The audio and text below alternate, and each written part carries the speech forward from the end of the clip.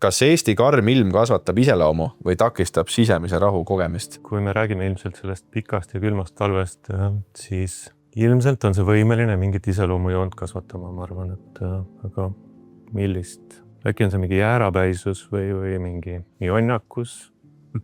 Sisemise rahu kogemist, ma arvan, et see ei pruugi takistada, et see on ilmselt väga personaalne.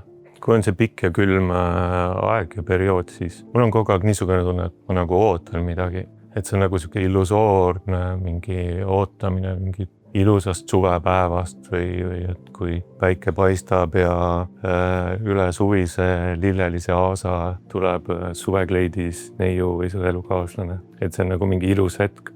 Aga see ootamine on lihtsalt nagu nii forever, nagu pikk ja lõputu. Ja siis see ilus päev mõni aastaga tuleb. See on lihtsalt siis selleks, et tõestada, et see ei ole illusioon. Et muidu nagu inimene väsiks seda nagu ootamisest ära. Kui mitu aastat ootad, siis saad aru, et ikkagi seda ei tule. Seda korraks antakse, kellele siis see ilus päev, kellele firma suvepäevad, kes mida ootab. Ja siis läheb jälle nagu ooterežiimi. Aga et kui ma olen siit eemal sellel perioodil, siis mul kaob ära see ootamine. Ma ei oota nagu mitte midagi, et ma olengi nagu siin ja täna ja see küll nagu kingib nagu mingit nagu sihukest sisemist rahu või toetab seda. Ja minu arust see kõige hullem hetk nagu siis on see jaanuar, veebruar, märts. Siis ta on ilus, kui on lumi maas ja kõik on tore, aga kui seda ei ole, siis on ikka nagu jõhker nagu see, et see võib mõjutada kindlasti. Ma olen nõus suga, jah. Ja aprill ja teinekord ei tule mais ka või midagi, et et tegelikult on see ikkagi nagu nii kaugel. Ja siis ja ma nagu resoneerun suga, see on ilus. Ilus talv ongi ilus. Lumi ja päike, see on väga ilus. Ja mu elukaaslane ja väike poeg, kes minu pärast ei ole mitu aastat seda saanud kogeda, räägivad sellest ilusast talvest väga nii-öelda juba unistades sellest. Et võiks tulla enne? Ja mina siis olen sellel kohal nagu vait. Et mul on lihtsalt nagu karikas täis, et ma ei ütle, et see ongi ilus. Aga ma tahaks kogeda midagi muud. Lihtsalt. Milline on sinu unistuste Eesti? Mida saaks muuta, et siin oleks parem elada? No Eesti on tegelikult ju päris imeline koht, kuigi me just nagu rääkisin, et ilm on paha ja võiks ära olla palju. Aga kui selle kõrvale... Aga siiski ta on imeline koht siin maailmas ja nojah, siis võikski olla ju soojem ja päikeselisem, aga seda me muuta ei saa. No alati saab ju olla sõbralikum see Eesti ja turvalisem ja puhtam ja intelligentsem. Nii loodust kui ka seda kogukonda võiks ju kuidagi rohkem nagu tunnetada enda osana, et me tundub, et eestlased nagu käivad selles nagu piikis või haripunktis seal laulukaare all korraks ära ja siis nagu unustavad selle kohe kõik ära, et siis läheb ikkagi nagu saed käima ja metsa või midagi sihukest või droonidega jahile, eks ole. Tegelikult nagu me ei pea kogu aeg nagu rahvariietega tantsima ja laulma ja käest kinni olema. Või siis teises äärmuses, et saame linnurahu ajal puid maha ja kuidagi nagu tasakaalu leida. Vaata, keegi peab droonidega metsa lahti ja? Täna jah. Veel tulista sellega, aga nad ikkagi positsioneerivad loomad ära sinna. See ei ole enam võrdne. Ja ma arvan, et Eesti võiks jõukam olla. Et vaata jõukusega mul tundub ikkagi, kui suur osa inimesed tegelevad lihtsalt toimetulekuga, siis ei jää aega või energiat või ruumi mõelda, kuidas linnud metsas elavad või paneks tänavatele rohkem rohelust ja puid ja põõsaid ja teeks mingid toredaid istumise kohakesi, mõtlevad teiste asjade peale. Ma päris puukallistaja ei ole, aga ma ikkagi nagu kaitsen kuidagi millegi pärast puid, mulle tundub.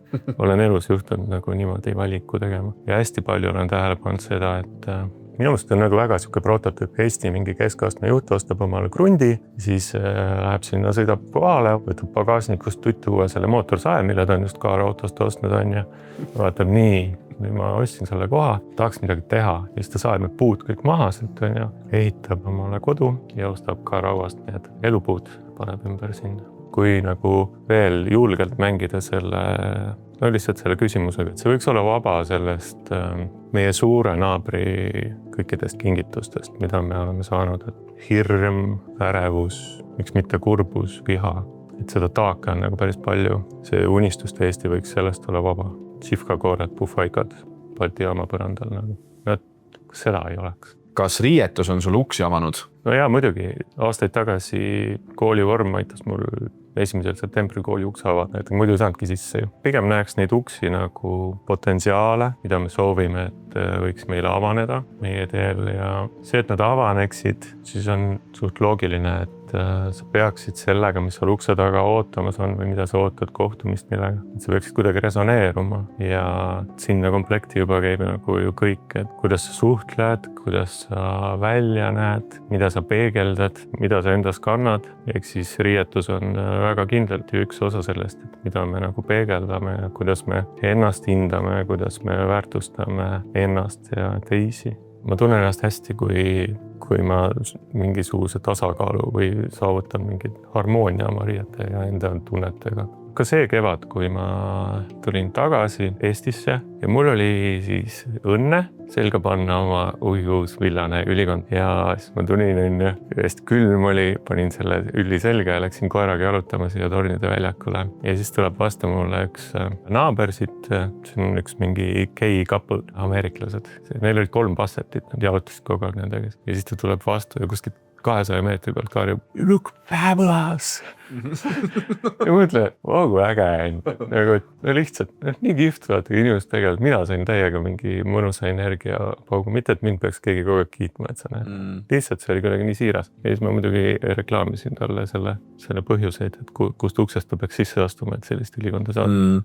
Sa küsisid, kas ma olen mingi imelikult riides käinud. Ma olen jah, juhtunud mõnikord niimoodi, et on nagu väga halvasti mingid asjad seljas ja siis aga sa ei saa neid vahetada või niimoodi. See oli mingi aastaid tagasi Pärnus. Ma tulin vist mootorrattaga sõitmast ja mul olid sellised mootorrattariideid on nagu hästi vähe nagu ilusaid. Ma olin Mahetiku kohvikus on ju. Ja meil oli seal vist mingi remont või midagi. Nii et noh, et see kohvik ei olnud avatud on ju. Ja siis sina ja Juhan tulite ukse taha niimoodi, et kas te tulite vist oma neid, teil olid mingid lemmikasjad, mida te käisite seal söömas. Siis ma tegin seespoolt ukse lahti ja ma teadsin teid ju nagu küll. Siis ma pidin teile rääkima seda, et täna nagu ei saa, täna on kõik kinni.